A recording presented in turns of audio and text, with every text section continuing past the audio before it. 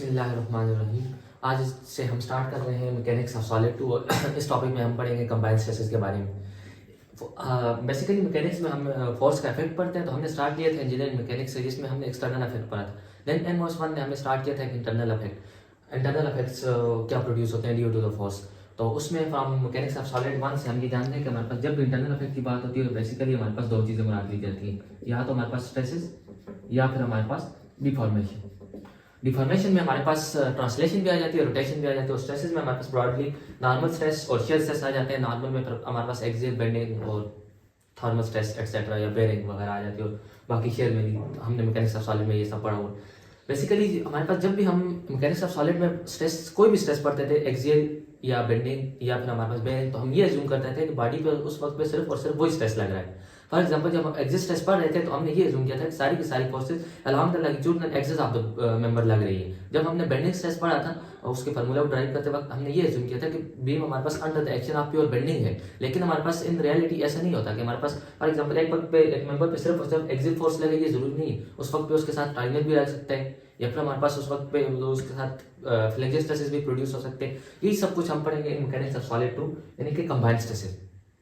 तो हमारे पास बेसिकली जो हमने मैकेनिक्स ऑफ सॉलिड 1 में पढ़े उस स्ट्रेसेस को हम ब्रॉडली अगर डिवाइड करें तो हमारे पास 4 स्ट्रेसेस बन जाते हैं: axial stress, flexor stress, torsional stress and shear stress, vertical shear and horizontal shear. लेकिन हमारे पास ये जो तीन है एक्सियल, फ्लेक्सर एंड टॉर्जनल, ये हमारे पास एक प्लेन पे इकट्ठे लग सकते हैं कि हमारे पास एक वक्त में एक्सियल, फ्लेक्सर और टॉर्जनल ये तीनों इकट्ठे लग सकते हैं, या इन दोनों में से इकट्ठे लग सकते हैं। लेकिन ये शियर स्ट्रेस उनके साथ हॉरिजॉन्टल शियर है, वर्टिकल शियर उस प्लेन पे उनके साथ एक्ट नहीं करता। बेसिकली हमारे पास जो कंबाइंड इफेक्ट होगा वो इन तीनों का होगा कि हमारे पास इनमें से दो या दो से ज्यादा जब एक साथ ऐड करें वो हम पढ़ेंगे इन मैकेनिक्स ऑफ सॉलिड 2।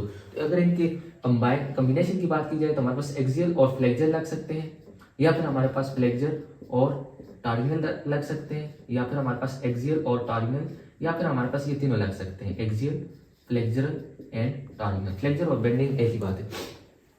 हमारे पास हमने ये सब कॉम्बिनेशन पढ़ने हैं, लेकिन हम सब स्टार्ट लेते हैं सबसे सिंपलेस्ट से। कौन सा? Axial and flexor.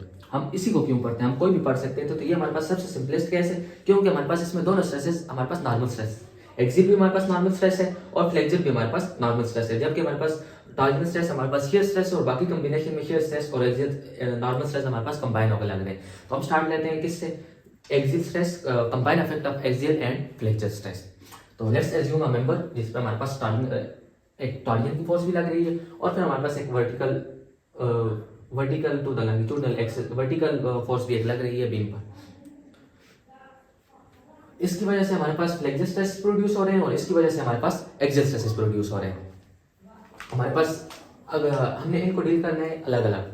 For example अगर हम इनका कंबाइंड इफेक्ट स्टडी करना चाहते हैं तो अकॉर्डिंग टू सुपरपोजिशन प्रिंसिपल हम इनको अलग अलग डील कर सकते हैं। कि हमारे पास सुपरपोजिशन प्रिंसिपल हमें क्या कहते हैं? अगर हमारे पास बीम पे किसी भी मेंबर पे हमारे पास अगर दो फोर्सेस लग रही हैं तो उन दोनों का इफेक्ट अलग अलग स्टडी करके एट द एंड आप उन दोनों को ऐड कर सकते हैं। फॉर एग्जांपल इस पे हमारे पास एड फोर्स ये लग रही थी, एड फोर्स ये लग रही थी, तो सुपरपोजिशन प्रिंसिपल के अकॉर्डिंग में इस फोर्स के लिए इस मेंबर को अलग कंसिडर करता हूँ, प्लस इस फोर्स के लिए इस मेंबर को अलग कंसिडर करता हूँ। फिर हमारे पास ये अब हमारे पास प्योर एक्सियल स्ट्रेस है। एक्सियल स्ट्रेस हमारे पास या तो कंप्रेसिव स्ट्रेस होता है या टेंसाइल स्ट्रेस होता है, लेकिन प्योरली कंप्रेसिव या प्योरली टेंसाइल। तो हमारे पास इस केस में देखें ये प्योरली टेंशन में आ गया ये मेंबर। और फिर हमारे पास इस केस में देखें तो हमारे पास इसके अंदर प्योरली फ्लेक्सर स्ट्रेसेस होंगे। फ्लेक्सर स्ट्रेसेस हमारे पास कंप्रेसिव भी हो सकते, कंप्रेसिव और टेंसाइल सेम क्रॉस सेक्शन के लिए होते हैं। अगर टॉप पे कंप्रेसिव है तो बॉटम पे टेंसाइल, और बॉटम पे कंप्रेसिव है टॉप पे टेंसाइल होते हैं यूजुअली। तो अगर हम स्ट्रेस वेरिएशन डायग्राम की बात करें तो हमारे पास एक्सियल स्ट्रेस जो होते हैं वो over cross section uniformly distributed होते हैं, ये हम एज्यूम करते हैं। असल में ये यूनिफॉर्मली डिस्ट्रीब्यूटेड नहीं होते, लेकिन इनका इफेक्ट हमारे पास नेग्लिजिबल होता है। फिर हम ये एज्यूम करते हैं कि axial stress over cross section हमारे पास क्या है? यूनिफॉर्मली डिस्ट्रीब्यूटेड है। और फ्लेक्सर स्ट्रेस हम ये एज्यूम करते हैं इस केस में हमारे पास पॉजिटिव बेंडिंग है तो हमारे पास ये टॉप पे कंप्रेसिव होंगे और बॉटम पे हमारे पास टेंसाइल होंगे, और बिटवीन टॉप एंड बॉटम ये हमारे पास क्या करेंगे? यूनिफॉर्मली लीनियरली वेरी करेंगे कि हमारे पास कंप्रेसिव कम होते जाएंगे और न्यूट्रल एक्सिस पे ये जीरो होंगे। हम ये एज्यूम कर रहे हैं कि फ्लेक्सर स्ट्रेस हमारे पास एक्सियल स्ट्रेस से क्या है? मैग्नीट्यूड में ज्यादा है। तो हमारे पास ये फ्लेक्सर स्ट्रेस है, सिग्मा फ्लेक्सर, इन दोनों का मैग्नीट्यूड बराबर होगा क्योंकि हमने जो क्रॉस सेक्शन एरिया दिया है वो सिमेट्रिकल है। Sigma axial, sigma axial. अब हमारे पास जो स्ट्रेस वेरिएशन डायग्राम वो मॉडिफाई हो जाएगी। हमारे पास टेंसाइल स्ट्रेस ज़्यादा हो जाएंगे क्योंकि इसमें ये भी ऐड हो जाएगा और ये भी ऐड हो जाएगा, और कंप्रेसिव स्ट्रेस हमारे पास क्या हो जाएगी, कम हो जाएगी, क्योंकि कंप्रेसिव स्ट्रेस मैग्नीट्यूड में तो ज़्यादा थे लेकिन एक्सियल की वजह से उनका मैग्नीट्यूड क्या हो गया, कम हो गया। तो ये हमारे पास क्या है, कंबाइन इफेक्ट है। अकॉर्डिंग टू सुपरपोजिशन प्रिंसिपल के हमारे पास जो होगा दोनों का कंबाइन इफेक्ट, हम उसको नॉर्मल स्ट्रेसेस कह देते हैं कि sigma normal is equal to sigma axial plus minus sigma flexure. क्योंकि टॉप पे अगर आपने देखें तो ये हो जाएगा sigma flexure minus sigma axial, और यहाँ पे हमारे पास हो जाएगा sigma flexure plus sigma axial. ये हमारे पास combined effect of axial and compressive stresses है। हम एक्सियल स्ट्रेस अलग फाइंड करेंगे और फ्लेक्सर स्ट्रेस अलग फाइंड करेंगे। For a positive bending movement ये याद रखते हैं कि हमारे पास पॉजिटिव बेंडिंग मूवमेंट के लिए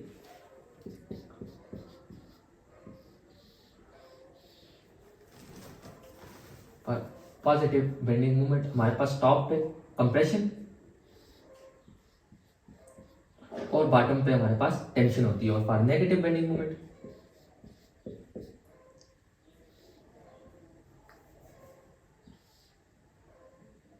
हमारे पास टॉप पे टेंशन होती है और बॉटम पे हमारे पास कंप्रेशन होती है। ये हमारे पास क्योंकि हम flexor stress direct formula use करें तो हमारे पास ये पता होना चाहिए कि पॉजिटिव बेंडिंग मूवमेंट की वजह से टॉप पे कंप्रेशन और बॉटम पे हमारे पास टेंशन होती है, और नेगेटिव बेंडिंग मूवमेंट की वजह से टॉप पे टेंशन और हमारे पास बॉटम पे हमारे पास कंप्रेशन होती है। तो हमारे पास एग्जाम्पल से जाने से पहले हम कुछ थोड़ी सी जनरल टर्म्स को स्टडी कर लेते हैं जो कि हमारे पास इसमें यूज होगी। सबसे पहले है हमारे पास couple movement, resolution of force into force and couple. Usually इससे पहले हम जब भी फोर्स को रिजॉल्व करते थे तो हम फोर्स को रिजॉल्व करते थे किस में, टू फोर्सेस में रिजॉल्व करते थे। फॉर एग्जांपल ये मेरे पास फोर्स है, मैं इसको वाई और एक्स कंपोनेंट में क्या कर देता हूँ, रिजॉल्व कर देता हूँ। F cos of theta and F sine of theta. Maximum time यानी कि NOS 1 में हमने सिर्फ यही रेजोल्यूशन ऑफ फोर्सेस पढ़ी थी, लेकिन हमारे पास इसके अलावा फोर्स की एक और रेजोल्यूशन होती है इनटू फोर्स एंड कपल। कि हमारे पास इस केस में हम फोर्स का लाइन ऑफ एक्शन चेंज नहीं कर रहे, लेकिन इन केस हमें फोर्स का लाइन ऑफ एक्शन चेंज करने की जरूरत पड़ जाए, वो हमें कब पड़ सकती है। फॉर एग्जांपल ये मेंबर है, मैंने एक्सियल स्ट्रेस स्टडी करने हैं तो हमारे पास ये उसके फाइबर पे हमारे पास एक्सियल फोर्स लग रही है, इसको Fx कह देते हैं या Px कह देते हैं, ये उसके फाइबर पे लग रही है। लेकिन हमारे पास एक्सियल स्ट्रेस को स्टडी करने के लिए तमाम की तमाम फोर्सेस का अलोंग द लैंगिट्यूडल एक्सिस होना जरूरी है, यानी कि इस P ऑफ x को मैंने शिफ्ट करना है फाइबर से इस जगह पे। तो हमारे पास में तो डायरेक्ट इस जगह पे नहीं शिफ्ट कर सकते, तो इसके लिए मैं यूज करूंगा resolution of force into force and couple. ये किसका होता है कि जब हमारे पास फोर्स की लाइन ऑफ एक्शन चेंज करनी हो, इस केस में हमें लाइन ऑफ एक्शन चेंज नहीं करनी, इस केस में हमें क्या करना है, इसकी लाइन ऑफ एक्शन चेंज करनी है। तो वो हमारे पास किस तरह होगा कि हमारे पास फॉर एग्जांपल ये फोर्स की लाइन ऑफ एक्शन है, मैंने उसको इस जगह पे शिफ्ट करना है, और ये हमारे पास क्या है, फोर्स है ऑफ मैग्नीट्यूड F। तो जिस लाइन ऑफ एक्शन पे मैंने इसको शिफ्ट करना है वहां पे मैं दो फोर्सेस ले लूंगा, कोलिनियर फोर्सेस अपोजिट डायरेक्शन में, F एंड F। एक F ये है, एक F ये है, और इसमें ये मस्ट होना चाहिए कि उन दोनों की लाइन ऑफ एक्शन आपस में क्या है, पैरेलल है। दोनों की लाइन ऑफ एक्शन आपस में पैरेलल है, तो हमारे पास ये फोर्स एंड ये फोर्स हमारे पास मिलकर क्या बना देंगे, कपल बना देंगे। और इनकी रोटेशन हमारे पास क्लॉकवाइज होगा या एंटी क्लॉकवाइज होगा, वो हम चेक करते हैं। इसके सेंटर में पेन रख के, जो भी हमारे पास यूजुअली लिखते वक्त पेन होता है तो पेन रख के हमारे पास इसको रोटेट करते हैं किसी एक फोर्स की डायरेक्शन में। फॉर एग्जांपल मैं टॉप वाले फोर्स की डायरेक्शन में रोटेट कर रहा हूँ, फिर भी ये क्लॉकवाइज रोटेट हो रहा है, और बॉटम वाले की डायरेक्शन में रोटेट कर रहा हूँ, फिर भी ये क्लॉकवाइज रोटेट हो रहा है। लेकिन हमने फिक्स करना है इन दोनों की फोर्स के दरमियान से, मतलब इधर नहीं फिक्स करना, दरमियान से फिक्स करना है। तो फिर हमारे पास ये जो फोर्स है, ये फोर्स एंड ये फोर्स, इसकी जगह पे हमारे पास क्या आ जाएगा, कपल आ जाएगा। इसको कपल मूवमेंट कहते हैं। इसका मैग्नीट्यूड किसके बराबर होगा, force and the perpendicular distance between them. ये फोर्स और इन दोनों के दरमियान अगर ये डिस्टेंस को मैं d कह दूं हमारे पास इसके मैग्नीट्यूड के बराबर हो जाएगा F d। P of x को यहाँ पे शिफ्ट करने से जब ये इधर से खत्म होगी तो हमारे पास इसके साथ क्या आ जाएगी, एक क्लॉकवाइज मूवमेंट आ जाएगी। P ऑफ x, अगर इस मेंबर की हाइट h है तो P of x multiply by h/2, क्योंकि ये वाला डिस्टेंस हमारे पास h/2 हो जाएगा, और यही इन दोनों की लाइन ऑफ एक्शन के दरमियान का परपेंडिकुलर डिस्टेंस है। इसके अलावा हमारे पास जब भी हम NOS 2 में जो भी स्ट्रेसेस पढ़ते हैं, कंबाइंड स्ट्रेसेस में हम फ्लेक्सर या एक्सियल पढ़ते हैं, तो हमारे पास मैक्सिमम केसेस में हमारे पास जो क्रॉस सेक्शन एरिया तो वो हमारे पास रेक्टेंगुलर होते हैं, हमारे पास B/H। और मोस्ट ऑफ द केसेस हमें इंटरेस्ट होता है मैक्सिमम स्ट्रेसेस में, मतलब हम बहुत कम टॉप और बॉटम पे फाइंड करते हैं कि उनका मैग्नीट्यूड क्या होता है। हमें मैक्सिमम केसेस में वो लिमिट देता है कि मैक्सिमम स्ट्रेसेस इतने हैं, वो नहीं कहते टॉप पे इतने या बॉटम पे इतने, वो कहते हैं मैक्सिमम स्ट्रेसेस इतने हैं। तो मैक्सिमम स्ट्रेसेस के लिए हम सिग्मा फ्लेक्सर के फॉर्मूले को मॉडिफाई करते हैं। हमारे पास एम मैक्सिमम के लिए हमारे पास एम सी अपॉन आई हो जाएगा, और इस केस में M into H by two into B H cube divided by 12। तो ये हमारे पास हो जाएगा 6m divided by B H square plus minus, ये प्लस माइनस याद रख लें, plus minus 6m divided by B H square. Positive bending moment top पे हमारे पास minus 6m divided by B H square हो जाएगा, और बॉटम पे हमारे पास plus 6m divided by B H square हो जाएगा। और नेगेटिव बेंडिंग मोमेंट हमारे पास टॉप पे plus 6m divided by B H square हो जाएगा, और बॉटम पे हमारे पास minus 6m divided by B H square हो जाएगा। हम यही फॉर्मूला डायरेक्ट यूज करेंगे क्योंकि हमारे पास मोस्ट ऑफ द केसेस 99.9% हमारे पास ये आ जाता है कि हमारे पास रेक्टेंगुलर क्रॉस सेक्शन होता है। तो हमारे पास M C upon I use करना, वो अलग अलग निकालने के बजाय हम क्या यूज करेंगे 6m divided by B H के। और हमारे पास मैक्सिमम चाहिए होता है तो हमारे पास दो स्ट्रेस कंबाइन हो रहे हैं, एक एक्सियल और एक फ्लेक्सर। फॉर एग्जाम्पल हमारे पास एक्सियल स्ट्रेस किस में है, कंप्रेशन में, कंप्रेसिव स्ट्रेस है। तो हमारे पास एक्सियल स्ट्रेस किसके बराबर है, सिग्मा मैक्सिमम के लिए अगर एक्सियल स्ट्रेस हमारे पास क्या हो जाए माइनस सिग्मा ए हो जाए, तो मैक्सिमम स्ट्रेसेस के लिए सेम साइन इसमें ऐड होना चाहिए, यानी कि माइनस सिग्मा ए। किसके लिए, कंप्रेशन के लिए। जब हमारे एक्सियल स्ट्रेस कंप्रेसिव होगा तो हमारे पास मैक्सिमम स्ट्रेस भी हमारे पास कंप्रेसिव होगी, क्योंकि हमारे पास फॉर एग्जांपल एक्सियल स्ट्रेस इस तरह है और ये स्ट्रेस इस तरह है, तो इस केस में हमारे पास मैक्सिमम स्ट्रेस कौन सा होगा, मैक्सिमम स्ट्रेस हमारे पास कंप्रेसिव स्ट्रेस होगा। ये और ये ऐड हो जाएंगे और इन दोनों में से एक दूसरे का इफेक्ट कैंसिल करके मिनिमम हो जाएगा। तो मैक्सिमम जो होगा minus sigma A minus sigma ए। लेकिन अगर हमारे पास सिग्मा मैक्सिमम किस में हो जाए, टेंशन में हो जाए, तो ये हमारे पास हो जाएगा प्लस सिग्मा ए और प्लस सिग्मा एफ। ये हमें नहीं चाहिए क्योंकि सिग्मा फ्लेक्सर जो है टॉप पे माइनस सिग्मा एफ होगा, बॉटम पे प्लस सिग्मा एफ, या बॉटम टॉप पे प्लस सिग्मा एफ, बॉटम पे माइनस सिग्मा एफ। लेकिन हमने टॉप और बॉटम नहीं देखना, हमने सिर्फ मैक्सिमम चाहिए। तो अगर एक्सियल स्ट्रेस हमारे पास माइनस में, फ्लेक्सर स्ट्रेस भी हमारे पास उसके साथ माइनस में ऐड होगा, कंप्रेसिव स्ट्रेस का मैग्नीट्यूड ज्यादा हो जाएगा। और एक्सियल स्ट्रेस अगर टेंशन में है तो हमारे पास टेंसाइल स्ट्रेस का मैग्नीट्यूड ज्यादा हो जाएगा, तो माइनस सिग्मा प्लस सिग्मा है प्लस सिग्मा एफ। हम इन दोनों में से कोई एक फार्मूला यूज करेंगे बेस्ड अपॉन एक्सियल स्ट्रेस हमारे पास क्या है, टेंसाइल है, या एक्सियल स्ट्रेस हमारे पास कंप्रेसिव है। अगर कंप्रेसिव हो तो माइनस सिग्मा है माइनस सिग्मा एफ, और टेंसाइल हो तो प्लस सिग्मा है प्लस सिग्मा एफ। अब हम करते हैं इस पे बेस्ड दो एग्जांपल्स करते हैं, देन हमारे पास इस लेक्चर को क्लोज करते हैं। हमारे पास है प्रॉब्लम 902। प्रॉब्लम हमारे पास ये है कि हमारे पास एक बीम है, अगर वो मिड से हाफ इंच बेंड हो तो उस वक्त उसके जो स्ट्रेसेस होंगे विद रिस्पेक्ट टू हमारे पास जब बीम स्ट्रेट हो उस वक्त जो स्ट्रेसेस होंगे उनके आपस में रेशियो क्या है। बीम का क्रॉस सेक्शन दिया हुआ है half inch by half inch, bend beam में मिड में डिफ्लेक्शन दी हुई है हाफ इंच। हमारे पास यहाँ पे हाफ इंच है तो जरूरी नहीं यहाँ पे हाफ इंच हुई, हमारे पास कम होती जाएगी, इधर जीरो होगी इधर जीरो होगी, और मिड में हाफ इंच। और स्ट्रेट बीम हमारे पास सेम लेंथ का अगर वो स्ट्रेट हो तो उस वक्त जो स्ट्रेसेस प्रोड्यूस होंगे।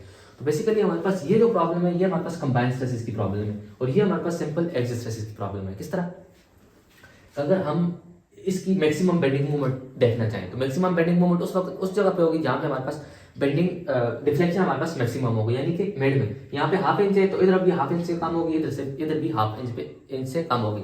तो हम इसका सेक्शन लेते हैं कहाँ पे, मिड पे, और मैं इसको ड्रा करने की कोशिश करता हूँ।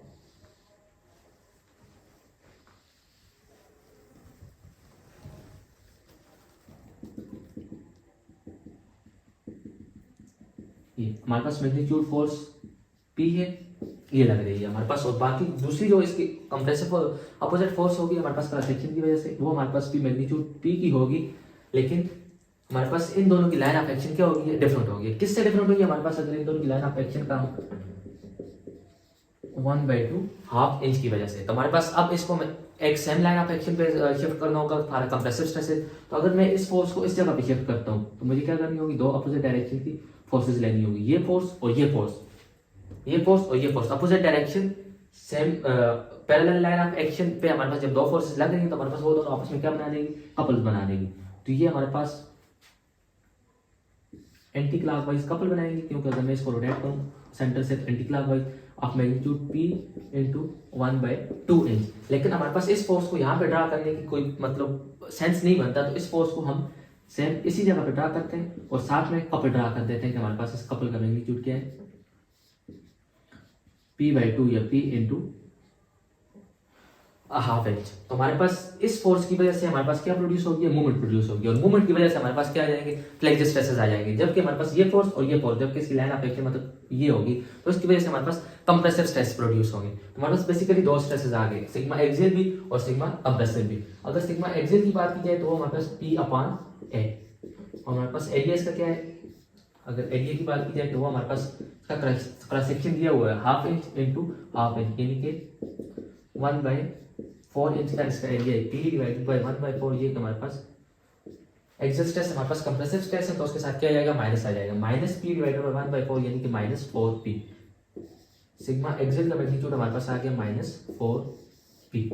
और अगर हम सिग्मा फ्लेक्सर का मैग्नीट्यूड, हमारे पास कौन सा क्रॉस सेक्शन है, रेक्टेंगुलर क्रॉस सेक्शन। हमने पढ़ा है रेक्टेंगुलर क्रॉस सेक्शन के लिए sigma flexure is equal to 6m divided by bh square, 6m divided by bh square. 6 movement हमने निकाली हुई है, क्या है, p/2 plus minus 6 into p/2 divided by base इसकी 1/2 और हाइट हमारे पास क्या है 1/2 का स्क्वायर, ये हमारे पास 1/4 हो जाएगी। 2 के साथ कैंसिल, तो ये हमारे पास हो जाएगा sigma flexure is equal to 24P plus minus. अब ये कहाँ पे प्लस होगा कहाँ पे माइनस होगा वो हमारे पास पता चलेगा किससे, मूवमेंट से। अगर आप मूवमेंट को देखें तो हमारे पास क्या है, एंटी क्लॉकवाइज है, लेफ्ट से हम देख रहे हैं एंटी क्लॉकवाइज, लेफ्ट से एंटी क्लॉकवाइज मूवमेंट हमारे पास नेगेटिव होती है। तो इसका ये मतलब है कि ये हमारे पास टॉप पे टेंशन और बॉटम पे हमारे पास कंप्रेशन प्रोड्यूस करेगा। नेगेटिव बेंडिंग मूवमेंट की वजह से टॉप पे टेंशन और बॉटम पे हमारे पास कंप्रेशन होगी। लेकिन हमारे पास इस केस में हमें ये नहीं चाहिए कि टॉप पे क्या हो रहा है बॉटम पे क्या हो रहा है, इस केस में हमें सिर्फ और सिर्फ क्या चाहिए, मैग्नीट्यूड चाहिए ऑफ मैक्सिमम स्ट्रेसेस। इस केस में जो मैक्सिमम स्ट्रेसेस प्रोड्यूस होते हैं और इस केस में जो मैक्सिमम स्ट्रेसेस प्रोड्यूस होते हैं उन दोनों की रेशियो चाहिए। तो हमारे पास सिग्मा मैक्सिमम, इधर लिख लेते हैं, sigma maximum is equal to minus sigma axial. और जब हमारे पास सिग्मा एक्सियल माइनस में यानी कि -4P, तो हमारे पास एक्सियल स्ट्रेस कंप्रेसिव स्ट्रेस हमारे पास मैग्नीट्यूड में ज्यादा होंगे, यानी कि minus sigma axial minus sigma flexor. अगर हमारे पास एक्सियल स्ट्रेस पॉजिटिव होता है, फॉर एग्जांपल किसी केस में तो एक्सियल स्ट्रेस पॉजिटिव होता है, sigma max equal to sigma axial plus sigma flexure हो जाते हैं। हमारे पास अगर मैग्नीट्यूड देख ले तो दोनों के सेम साइन रखने होंगे। इस केस में sigma maximum minus sigma axial minus sigma flexor axial, और फिर हमारे पास -4P -24P, ये हमारे पास -28P। हमारे पास sigma maximum in case of bent rod, हमारे पास बेंट बीम कह देते हैं, वो हमारे पास कितने -28P। और अगर ये हमारे पास स्ट्रेट होता तो इसका मतलब है इसमें सिर्फ और सिर्फ एक्सियल स्ट्रेसेस प्रोड्यूस हो रहे हैं। एक्सियल स्ट्रेसेस हमने निकाले हुए, sigma axial equal to -4P। जबकि हमारे पास ये रॉड बेंड नहीं है, उस वक्त जो स्ट्रेसेस होंगे sigma max in case of straight beam, वो हमारे पास कितने हो जाएंगे, प्योरली किसकी वजह से आ जाएंगे, सिग्मा एक्सियल होगी, क्योंकि सिग्मा फ्लेक्सर उस केस में हमारे पास 0 हो जाएंगे। ये हमारे पास हो जाएगा -4P के बराबर हो गया। सिग्मा एक्सियल हमने यहाँ पे निकाले हुए, सिग्मा जब हमारे पास रॉड बेंड हो उस वक्त -28P, और जब रॉड हमारे पास बेंड नहीं है तो उस वक्त हमारे पास बीम हमारे पास जब बेंड है तो उस वक्त हमारे पास -28P, और जब बीम हमारे पास बेंड नहीं है तो उस वक्त -4P। अगर इनकी रेशियो निकाल दें हमारे पास sigma max bend sigma max straighting, तो ये हमारे पास हो जाएगा -28P डिवाइडेड बाय -4P, तो ये हमारे पास आता है 7:1। यानी इसका ये मतलब है कि हमारे पास जब बीम हमारे पास स्ट्रेट हो उस वक्त जो स्ट्रेसेस प्रोड्यूस होते हैं विद रिस्पेक्ट टू जब हमारा बीम बेंड हो जाए सिर्फ हाफ इंच का, तो उस वक्त हमारे पास उससे 7 टाइम्स ज्यादा प्रोड्यूस हो जाते हैं। अगर इस केस में हमारे पास 4P प्रोड्यूस हो रहे हैं तो हमारे पास इस केस में 28P प्रोड्यूस हो जाएंगे। इसी वजह से कॉलम में जब लेटरल डिफ्लेक्शन इसी वजह से डाइजेस्ट होती है। हमारे पास अगर कॉलम भी सेंटर में से हाफ इंच भी बेंड हो जाए, फॉर एग्जाम्पल इसी एग्जाम्पल ले लेते हैं, हाफ इंच भी रिफ्लेक्ट हो जाए तो हमारे पास स्ट्रेसेस की जो मिकदार है वो हमारे पास 7 टाइम्स ज्यादा हो जाती है। इसी वजह से लेटरल डिफ्लेक्शन इन कॉलम हमारे पास बहुत डेंजरस होती है। अगर थोड़ा सा भी बेंड हो जाए तो हमारे पास इसका मैग्नीट्यूड बहुत ज्यादा हो जाता है। अब हमारे पास है प्रॉब्लम 904। इसमें हमारे पास एक लिंक दिया हुआ है और कहा है कि सेक्शन AB पे स्ट्रेसेस फाइंड करने और स्ट्रेसेस की लिमिट हमारे पास क्या है 80 मेगापास्कल। अब हमारे पास ये स्ट्रेस जो क्रॉस सेक्शन है इसका एरिया है जो हमारे पास मिड से हाफ है। लेट्स सपोज अगर ये हाफ ना होता तो हमारे पास इसका अगर मैं मिड से क्रॉस सेक्शन ड्रा करता तो वो मेरे पास कुछ इस तरह बनता।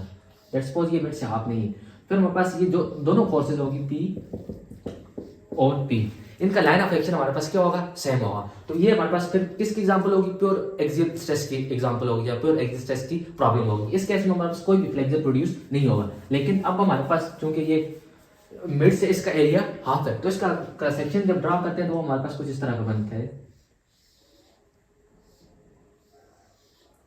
अब हमारे पास जो एक्सियल फोर्स है वो हमारे पास उस क्रॉस सेक्शन एरिया के मिड पे लगती है, यानी कि इस क्रॉस सेक्शन एरिया के जो 40 मिलीमीटर है उसके मिड पे लगेगी, और ये हमारे पास इस एरिया के हिसाब से 80 मिलीमीटर के मिड पे लग रही है। तो हमारे पास इन दोनों की लाइन ऑफ एक्शन में किसका फर्क आ गया, 20 मिलीमीटर का फर्क आ गया। इसकी लाइन ऑफ एक्शन ये जा रही है और इसकी लाइन ऑफ एक्शन ये जा रही है। इन दोनों में जो डिफरेंस है वो हमारे पास कितना है, 20 मिलीमीटर है। तो हमारे पास इनकी लाइन ऑफ एक्शन को सेम करने की वजह से हमारे पास कपल मूवमेंट आ जाएगी, यानी कि हमारे पास अगर मैं इस फोर्स को इधर शिफ्ट करता हूँ तो इसकी वजह से हमारे पास कपल मूवमेंट आ जाएगी। ये लेट्स सपोज ये और ये हमारे पास ये फोर्स और ये फोर्स, तो इसकी वजह से हमारे पास एंटी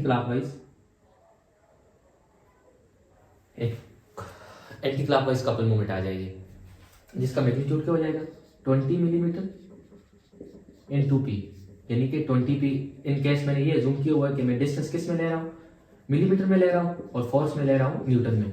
P हमारे पास ये जूम किया और इसका जो आंसर आएगा न्यूटन में, और डिस्टेंस मैंने मिलीमीटर में लिया हुआ है। तो हमारे पास इनकी लाइन ऑफ एक्शन डिफरेंट होने की वजह से मेरे पास एक कपल मूवमेंट आएगी, ये 20 P की कपल मूवमेंट या मूवमेंट आएगी, तो उसकी वजह से हमारे पास ये कंबाइंड स्ट्रेस की प्रॉब्लम आ गई, इसकी वजह से एक्सियल स्ट्रेस भी आ गई है, और कंप्रेसिव टेंसाइल स्ट्रेस आ गए एज एक्सियल स्ट्रेस की टाइप में।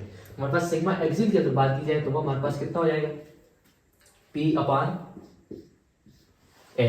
एरिया अगर इसका सेक्शन का देखा जाए तो 40 इंटू 50 मिलीमीटर। मैंने फोर्स किस में ली है, न्यूटन में, और एरिया मैंने मिलीमीटर में लिया है, तो ये मिलीमीटर का स्क्वायर बन जाएगा।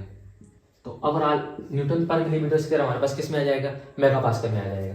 तो ये हमारे पास सिग्मा एक्सियल जो आ जाएगा P divided by 2000 mega pascal. अब फिर हमारे पास क्रॉस सेक्शन एरिया क्या है, रेक्टेंगुलर है। तो रेक्टेंगुलर क्रॉस सेक्शन एरिया के केस में हमने फ्लेक्सर स्ट्रेस के फॉर्मूले को मॉडिफाई किया था, 6m divided bye bh² plus minus. तो हमारे पास फ्लेक्सर स्ट्रेस इन केस अगर मैं मैग्नीट्यूड की बात कर रहा हूँ तो हमारे पास 6 और मूवमेंट मैंने न्यूटन मिलीमीटर, यानी कि 20 P bh²। b हमारे पास कितना है, 50 मिलीमीटर इंटू h² 40 मिलीमीटर। तो ये हमारे पास 6m divided bye bh² plus minus नहीं लिख रहा क्योंकि मैंने मैग्नीट्यूड की बात की। तो अगर इसको सॉल्व करते तो ये हमारे पास आ जाता है 3p डिवाइडेड बाय 2000, और इसका यूनिट में हमारे पास मेगा पास्कल रहेगा, क्योंकि 1 मिलीमीटर ये है तो 1 मिलीमीटर इससे कैंसिल हो जाएगा, और आगे बच जाएगा न्यूटन पर मिलीमीटर स्क्वायर। अब हमारे पास इसको साथ में लिख लेते हैं, मेगा पास्कल लिख लेते हैं या न्यूटन पर मिलीमीटर स्क्वायर। अब हमारे पास एक्सियल स्ट्रेस जो है हमारे पास टेंसाइल स्ट्रेसेस है, तो टोटल स्ट्रेसेस है वो हमारे पास क्या हो जाएगा, sigma axial plus minus sigma flexor. हमारे पास टॉप पे टेंशन, बॉटम पे कंप्रेशन, या बॉटम पे कंप्रेशन, टॉप पे टेंशन, कुछ भी हो सकता है, लेकिन हमारे पास उससे हमें कुछ भी सरोकार नहीं है कि हमारे पास वो टॉप पे टेंसाइल है या बॉटम पे टेंसाइल है। हमें किससे मतलब है, हमारे पास मैक्सिमम स्ट्रेस से। अगर एक्सियल स्ट्रेस हमारे पास टेंशन में है तो हमारे पास अब आज जो स्ट्रेस इंक्रीज होगा वो हमारे पास कौन सा इंक्रीज होगा, टेंसाइल स्ट्रेस है। तो हमारे पास सिग्मा अगर मैक्सिमम की बात की जाए तो वो हमारे पास हो जाएगा sigma axial plus sigma flexor. Last example में हमारे पास माइनस सिग्मा एक्सियल था, तो मैक्सिमम के लिए minus sigma axial minus sigma flexor हुआ था, क्योंकि हमारे पास कंप्रेसिव स्ट्रेस ज्यादा हो गए, जबकि एक्सियल स्ट्रेस हमारे पास कंप्रेसिव हो। अगर एक्सियल स्ट्रेस हमारे पास टेंसाइल है तो हमारे पास ओवरऑल टेंसाइल स्ट्रेस ज्यादा हो जाएंगे, यानी sigma maximum equal to sigma A plus sigma F. तो हमारे पास जस्ट पुट करना है, मैक्सिमम की वैल्यू हमें दी हुई कितनी, 80 मेगापास्कल, 80 मेगापास्कल, और दूसरी तरफ हमने यूनिट मेगापास्कल ही रखा हुआ, तो हमारे पास ओवरऑल जो पी का आंसर आएगा वो किस में आ जाएगा, न्यूटन में आ जाएगा। 80 megapascal equal to sigma axial. Sigma axial हमारे पास पी डिवाइडेड बाय 2000 प्लस 3p डिवाइडेड बाय 2000। अगर आप इसको सॉल्व करेंगे तो आपके पास p की वैल्यू आ जाएगी 40,000 न्यूटन, या इन शॉर्ट 40 किलो न्यूटन। हमारे पास ये एग्जांपल थी 904, हमें क्रॉस सेक्शन एरिया AB पे स्ट्रेसेस AB का क्रॉस सेक्शन एरिया दिया हुआ था 40 बाय 50 मिलीमीटर, और इसकी हमारे पास अगर ये स्ट्रेट होता है कि हमारे पास बीच में से इसका एरिया हाफ ना होता तो ये प्योरली एक्सिट स्ट्रेस की एग्जांपल होता है या प्रॉब्लम होती है। हमारे पास प्योरली एक्सिट स्ट्रेस, हमारे पास ये एरिया हाफ हुआ है तो हमारे पास जो फोर्स होगी वो हमारे पास सेक्शन एरिया के मिड पे लगती है, यानी कि इसकी वजह से हमारे पास कपल मूवमेंट आ जाएगी और कपल मूवमेंट की वजह से फ्लेक्सिस स्ट्रेस जनरेट हो तो हमारे पास कंबाइंड स्ट्रेस की प्रॉब्लम बन गई। हमने एक्सिट स्ट्रेस फाइंड की, देन फ्लेक्सिस स्ट्रेस फाइंड किया, हमारे पास एक्सिट स्ट्रेस हमारे पास टेंशन में है तो मैक्सिमम स्ट्रेस हमारे पास किस में हो जाएंगे, टेंसाइल स्ट्रेस हमारे पास इंक्रीज हो जाएंगे इन मैग्नीट्यूड, तो हमारे पास sigma maximum equal to sigma A plus sigma A. अगर ये हमारे पास माइनस में होता तो minus sigma A minus sigma A वो हमारे पास मैक्सिमम स्ट्रेसेस होते हैं और फिर हमने इस इक्वेशन को कंप्यूट करके पी की वैल्यू निकाल दी 40 किलोमीटर। इसके अलावा बाकी दो एग्जांपल जो स्लाइड किए वो हम नेक्स्ट पार्ट में डिस्कस करेंगे इंशाल्लाह।